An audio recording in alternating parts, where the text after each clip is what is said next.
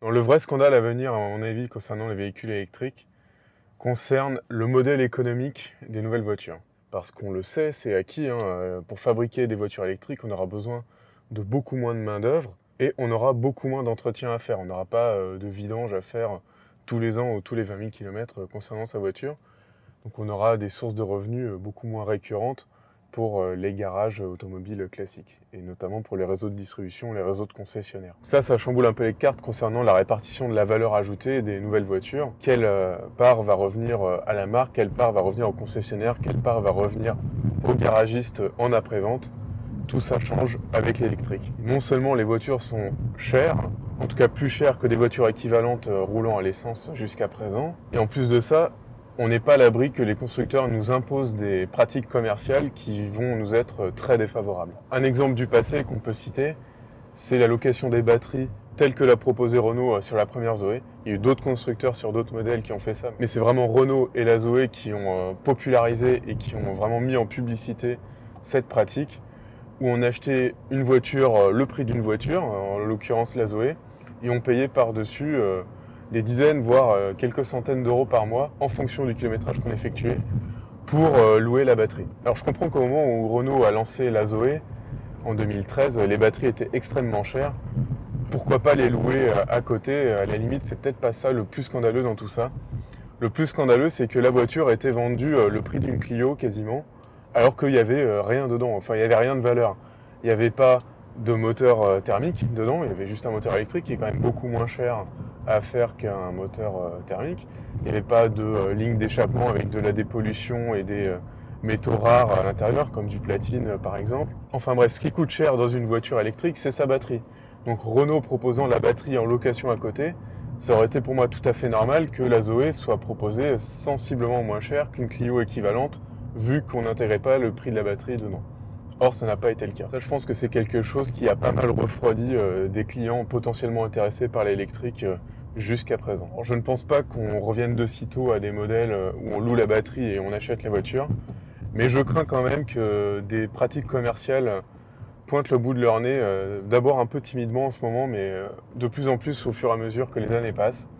Sur l'électrique surtout, mais éventuellement aussi sur les véhicules thermiques, c'est les systèmes d'abonnement. Une voiture aujourd'hui, c'est beaucoup de logiciels pour la faire fonctionner et des services qui sont associés.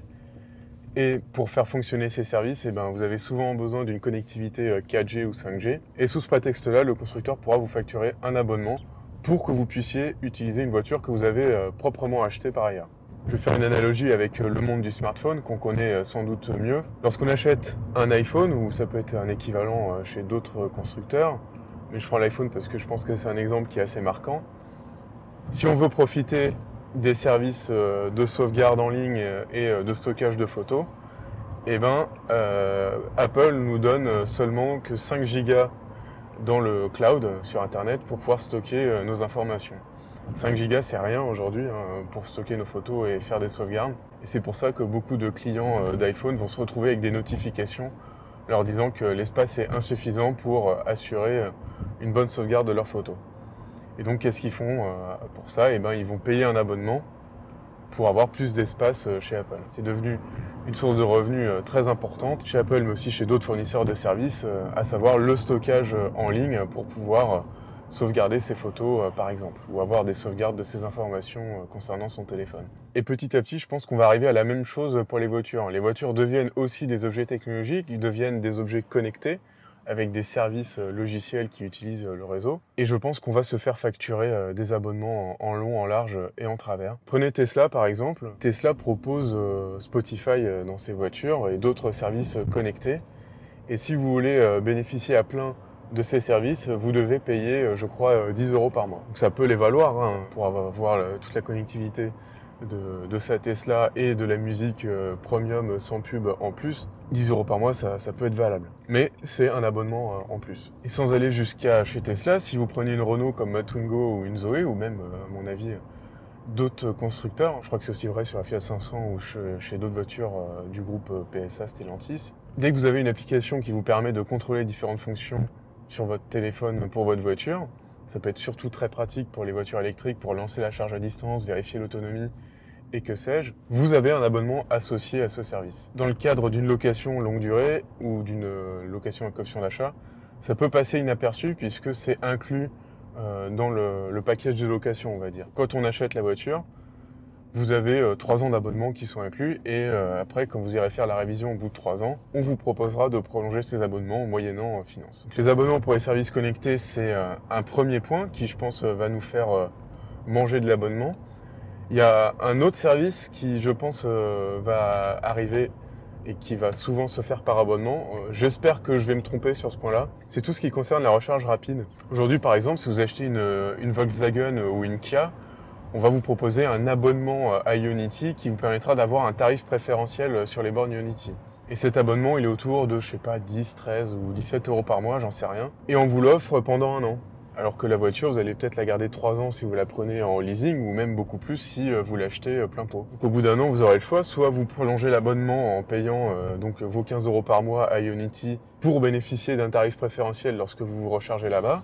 Ou alors, vous arrêtez l'abonnement et vous vous retrouvez à payer plein pot les prix Ionity, même si la marque de votre véhicule fait partie du consortium. Et au-delà même de Ionity, je pense que les constructeurs vont essayer de pousser des abonnements à des services de recharge, tout simplement, en jouant les opérateurs d'itinérance pour différents réseaux régionaux, pour la charge en centre-ville par exemple. Là aussi, je pense qu'ils vont essayer de développer ces offres de services et de vous proposer des abonnements. C'est assez incroyable, c'est comme si on devait payer un abonnement pour faire le plein. C'est la chose qu'on n'a jamais fait avec le véhicule thermique. Mais bon, on paye bien un abonnement EDF pour sa maison, alors pourquoi pas pour sa voiture? J'espère que ça n'arrivera pas. Mais toujours est-il que légalement, c'est pas impossible. Et enfin, le pire du pire de l'abonnement pour moi, c'est d'abord les options, voire même la voiture en entier. Pendant quelques années, BMW a proposé CarPlay sur ses voitures. Android Auto est arrivé bien plus tard. Et c'était un abonnement. Vous deviez payer, je crois, 100 euros par an ou 300 euros pour 3 ans, en plus de votre BMW pour avoir CarPlay. Et si vous revendiez cette voiture au bout de 3 ans ou que vous achetiez une BMW d'occasion, et ben vous deviez repayer pour pouvoir prolonger la compatibilité CarPlay du véhicule. Alors heureusement BMW a arrêté parce qu'ils se sont rendus compte qu'ils étaient les seuls à avoir proposé ça. Mais je pense que leur idée dans tout ça, c'était d'être les premiers à proposer ce genre d'abonnement à des équipements, on va dire, de série dans la voiture et de voir si éventuellement d'autres constructeurs comme Audi, Volkswagen ou Mercedes allaient les suivre. Et ça aurait été tout à fait possible que d'autres constructeurs les suivent là-dessus.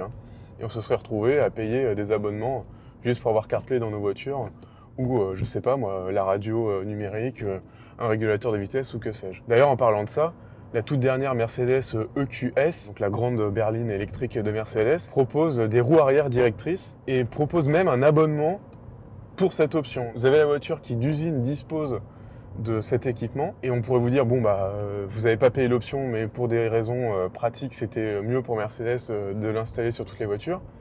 Passe encore, je trouve ça un peu limite, mais pourquoi pas. Tesla le faisait bien jusqu'à il y a peu de temps avec les sièges chauffants sur la Model 3 d'entrée de gamme. Mais là, c'est même pas vous devez payer après pour activer l'option, c'est que vous devez payer tous les mois pour pouvoir braquer comme il faut avec votre voiture. Alors, je sais pas jusqu'où ira cette folie des options sur abonnement, mais j'espère qu'on n'aura pas, je sais pas, la clim sur abonnement, les vitres électriques sur abonnement, ou même pire, la puissance de charge sur abonnement. Je veux dire, vous payez un abonnement, vous avez une charge triphasée, vous payez pas l'abonnement, vous avez une charge monophasée.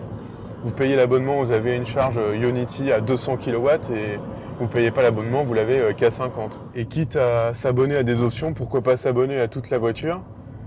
Et ça, je pense que ça va venir chez certains constructeurs. C'est déjà le cas, par exemple, chez Lynk & Co, une marque du groupe Geely, la holding chinoise qui était propriétaire de Volvo, avant que Volvo rentre en bourse. Et Lynk & Co vous propose l'abonnement à ces voitures. Donc ça, j'aime pas du tout, puisque ça fait penser qu'une voiture, c'est un service et c'est pas un bien. Alors qu'une voiture, c'est un bien, surtout si vous êtes l'unique utilisateur. Vous avez un objet qui a une certaine valeur, qui perd de la valeur au fil du temps. Ça s'appelle la décote.